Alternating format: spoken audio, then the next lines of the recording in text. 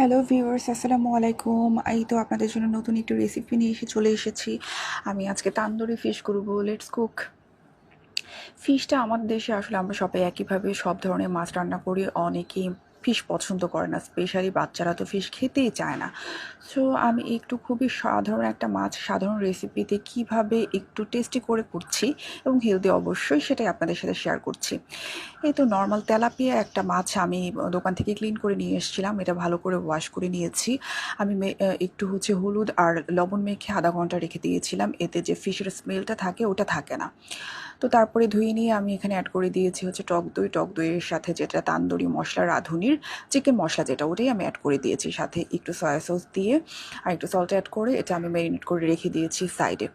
So ওটা যতক্ষণ পর্যন্ত আমার ফিশটা ম্যারিনেট হবে ততক্ষণ পর্যন্ত আমি সাথে একটা ভেজিটেবল সটে করে নিচ্ছি এটার সাথে খাওয়ার জন্য। প্যানে আমি গার্লিকের সাথে গ্রিন চিলি দিয়ে দিয়েছি আর এই তো মিক্স ভেজিটেবল, যেটা আমি একটু গরম পানিতে 2 মিনিট সিদ্ধ করে নিয়েছিলাম পানি ঝরিয়ে। এখানে দিয়েছি আমি বরবটি, পেঁপে আর গাজর। এই সবজিগুলোই আসলে এখনকার সিজনে আছে। উইন্টারে এই ভেজিটেবলটা ভালো হয়, বাট সামারে খুব বেশি ভালো হয় না, যেহেতু ভেজিটেবলের ভ্যারাইটিটা কম। এর মধ্যে জাস্ট আমি একটু সল্ট আর একটু ব্ল্যাক পেপার অ্যাড করে নিয়েছি, আর কিছু দিব না, হালকা একটু সয়া সস দিব।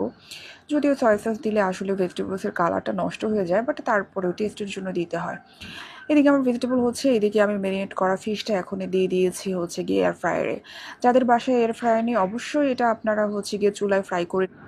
এই তো আমি একটু সাবধানতার সাথে উল্টে নিয়েছি, নিয়ে এই তো আমি সার্ভ করে দিয়েছি। দেখতে পাচ্ছেন আমি জাস্ট একটু সাদা তিল দিয়ে গার্নিশ করেছি ভেজিটেবলটা। সাদা তিলটা আসলে গার্নিশের জন্য এটা প্রচুর হেলদি, এখানে অনেক ম্যাগনেশিয়াম থাকে যেটা আমাদের সারাদিনের ম্যাগনেশিয়ামের চাহিদা পূরণ করে। এই তো আমার হেলদি ডিনারটা ready. Thank you for watching.